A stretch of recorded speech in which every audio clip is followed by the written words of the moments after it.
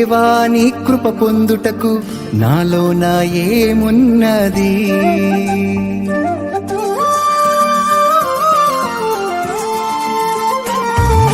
దేవాని కృప పొందుటకు నాలోన ఏమున్నది? దేవాని కృప పొందుటకు నాలోన ఏమున్నది? మలినమైనది నా గతం, చేజారినది నా జీవితం. ఉదయించే నాలో నీ స్వరం, వికసించెనుగా నా హృదయం.